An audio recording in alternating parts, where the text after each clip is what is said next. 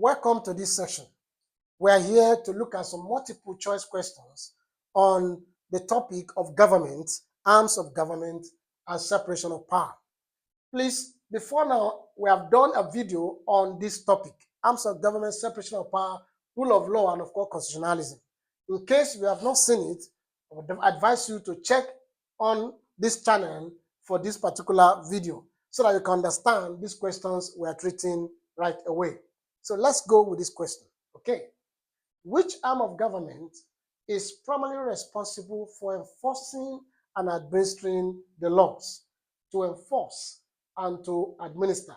To enforce and administer means to implement, to execute, and to carry out.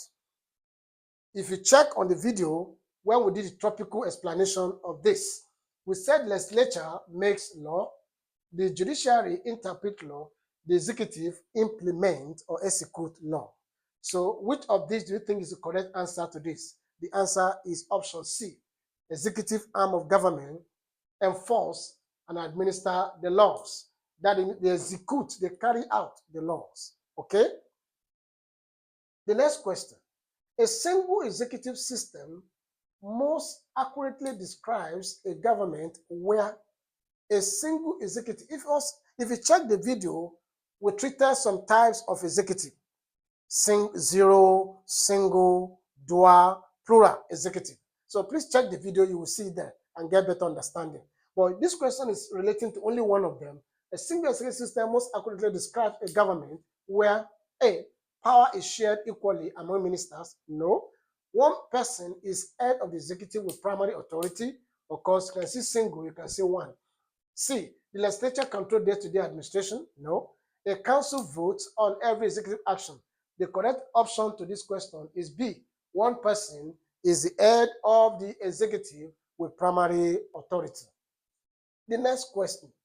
Which of the following is an example of a plural executive? Plural. You need to check up on the video on this topic. Okay? It's stated there. The explanation was given, an instance was given also. But for here, we have United States, President alone, Switzerland's Federal Council, UK Prime Minister acting alone, a one-party authoritarian leader. The correct answer is what? Switzerland's Federal Council. They are the one that operate this plural executive council. It's peculiar to that particular country. Okay, let's go on to the next question.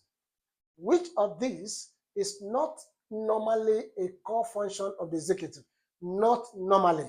In other words, it could be their function, but it's not one of their normal function. Okay, they may do it, it's not their normal function. So let's see.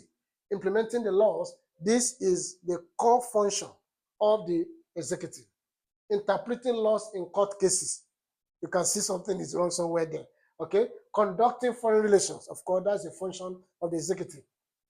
D, preparing the national budget, core function of the executive. The answer to this question is option B, interpreting laws in court cases. Who interpret law? The judiciary arm of government. I hope you're enjoying the session. Please subscribe for more on this.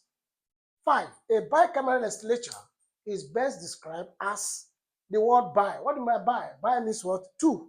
Okay? A bicameral legislature is best described as A, legislature with one chamber, a legislature with two chambers, a group of appointed judges who make laws, a council that acts as both judiciary and legislature. The correct answer to this question is option B, a legislature with two chambers. Okay? At which stage of the law-making process are clauses examined and amendment usually made? You need to check the video on this channel because I did a detailed explanation on all these stages of reading, from the first to the second to the committee to the report to the assent stage. Okay, please check up to get better understanding of this. But the stage or the reading where clauses were examined, where all amendments are done, is at the committee stage. Okay, the first reading is just an explanatory introduction of the bill. The second reading is the debate, voting for the bill for discussion or not. The assent is with the head of state to sign the bill to law. So the most correct answer for this question is option C, committee stage. The next question. One major reason for having an upper chamber in a bicameral system is why must we have two chambers of lawmaking arm of government? A, replace judiciary. That's funny, you know. B, represent regional or territorial interest. C, draft the constitution single-handedly, execute laws on behalf of the president. The answer here is to give room for more representation, particularly for a big country, let's say like Nigeria or US. So represent regional or territorial interests. Option B is the correct answer, reason for bicameral system of legislature. Okay? After both chambers pass a bill, the next formal step, the word formal there means official step, in most constitutions is A, judiciary review by the Supreme Court automatically. B, assent or signature by the head of state or government. C, publication in the party newspaper. That's funny, you know. Referendum in every region. The correct answer here is what? Is assent or signature by the head of state. It is this assent that turned the bill into what? A law. It becomes a promulgation, a law of the state. Very well. So the correct answer is option B. Now let's see the next question. The judiciary primary role is to A, enforce tax policy, interpret and apply laws in dispute, draft legislation for the executive, manage government finance. The most correct answer here is option B, interpret and apply laws in dispute. The next question, please. The judiciary primary, okay, we just answered that question now. The next one, which institutional guarantee most directly protect judicial independence? How do we protect independence of judiciary? We also treated this in our video on this topic. So please check out for that video so that you can get clearer understanding on this independence of judiciary. A, judges are elected every year by popular vote, security of tenure and protected removal procedures, judges' salary set by the executive alone, judges must follow legislative instruction in cases. How? That's impartiality. That's favoritism. So the most correct answer here is option B, security of tenure and protected removal procedure of judges. Okay? Now let's see the next question now. Which is a constitutional check the executive can use on the judiciary? How can the executive check judiciary? That's under checks and balance. It's also part of the video we did earlier. Please check out for that on checks and balance, arms of government. A, issuing writ of certiorari. Certiorari is issued by judiciary, not executive. Okay. B, removal of judges for proving misconduct. C, declaring laws unconstitutional, exercising judiciary review. Okay, is removal of judges for proving misconduct. Remember, they are being appointed by executive, approved by legislature, and they can be removed based on the advice of judiciary council that are set up. So option B is the correct answer. Okay, so let's see the next question. I hope you're enjoying the question. Please subscribe on this channel so that you can get more of this. The principle that assigns different government functions to separate organs to avoid concentration of power is called, we did this also in the video, please check out the video, federalism, separation of powers, centralization, delegated legislation. The answer here is option B, separation of power. Powers are separated among the three organs of government. Why must we separate powers? To avoid arbitrary use of power. Okay? The next question. Which action is an example of the judiciary checking the legislature and the executive? How can judiciary check the legislature and executive? A, the president vetoes a bill. The court declares a law constitutional. C, parliament impeaches a minister. D, legislature increases its own budget. The answer here is option B. The judiciary, which is a law court, okay, can declare any law made by legislature or action of executive that is in contrary with the constitution as null and void, which means illegal and of course unconstitutional. So the correct answer here is option B. All right, let's see the next question. Everyone, including government officials, is subject to the law. Defines which principle? In other words, which of these principles of government stated that all government officials are under the law, including the president himself? Okay. A, constitutionalism. B, rule of law. C, sovereignty of the legislature. D, executive privilege. The correct option here is rule of law. Rule of law states that everybody is under the law and equal before the law, the rule of law. We also treated that in our initial video. Please check up for that for deeper understanding. Okay? The next question. Constitutionalism primarily requires that. In other words, what is constitutionalism? Okay? Government officials are above laws to act decisively. The Constitution limits government power and protects rights. The executive makes laws without oversight. The military enforces the Constitution directly. Constitutionalism simply means obedience and adherence to the spirit and the letter of the Constitution. In other words, doing exactly what the Constitution says. So if you're in government, you're expected to operate within the limit and boundary of the Constitution. So what are we saying now? The most correct option here, from what I just explained to you, is option B. The Constitution limits government power and protects human rights. The next question. Fusion or powers, close working overlap between executive and legislature is most characteristics of which system?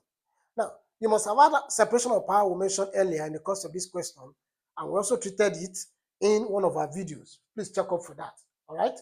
Fusion of power is the opposite of separation of power. And this fusion of power is a situation whereby the members of legislature are also members of executive. A situation whereby one person is occupying two powers of government at the same time. You understand? This is practicable under a system called parliamentary or cabinet system of government. All right? Where the prime minister, who is head of executive, head of government, is also a member of the word parliament, who is the legislature. And when he appoints his minister, he appoints them from the parliament, members of his political party. Okay? And that is why when the prime minister is to be removed by the parliament, legislature, it is true by vote of no confidence. And when he's going with his what?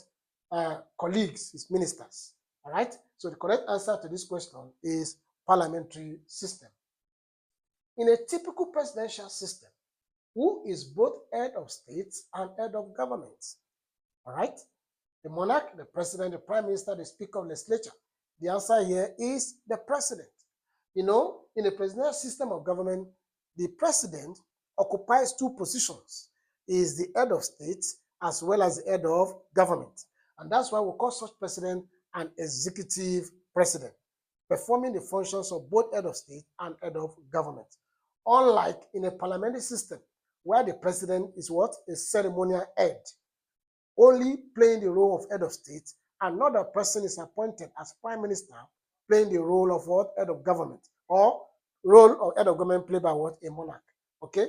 So the correct answer here is the president. Okay? I hope you're enjoying the class. Please subscribe to this channel to get more. Which mechanism allows a legislature to remove a government cabinet member in many parliamentary systems? All right? I just made reference to that in my explanation of parliamentary system of government. Judicial review, vote of no confidence, presidential pardon, executive veto. The answer here is what? Vote of no confidence. With vote of no confidence, the prime minister and his ministers are removed from power under a parliamentary system of government. Why? Because they have what they call collective responsibilities. Okay? Let's see the next question as we are going towards the end of this session. All right? Which of the following best protects citizens from arbitrary state action? Which one protects citizens from arbitrary, that's abuse of power by the state, by the government? All right? A, rule by decree without review. B, rule of law with independent courts and due process. C, concentration of power in one branch of government. D, constant emergency rule. The correct answer here is rule of law with what? Independent law courts, independent judiciary to interpret the law without fear or favor based on justice, fairness, and adjudication. Okay? For due process. So the option B is the most correct answer. Now, let's look at this question, which is likely to be our last question for this session. Judicial review is the power of courts to. Now, in our session on these arms of government, when we did the topical explanation, we noted in that explanation that there are three powers under checks and balances given to what? the three organs of government to check themselves. We have the Act of Parliament, we have the veto power, and judicial review. This judicial review is the power of the judiciary. That's the law court. So let's see what it means. It's the power of court to what? A, draft and pass statutes for the legislature. B, interpret and decide whether laws or actions are consistent with the Constitution. C, appoint members of the executive by decree. D, veto legislation directly without court proceedings. The most correct option here is option B. The judicial review gives power to the judiciary, which is the law court, to interpret and decide whether laws made by legislature or actions of the executive are consistent with the Constitution. If they are not, such law or such action will be declared what? Null and void, which means what? Illegal and unconstitutional. Viewers, with this, we have come to the end of this question and answer session. Please subscribe to this channel to get more questions like this. And for you to get better understanding of these questions, please check up for the video we did on topical explanation of this particular subject.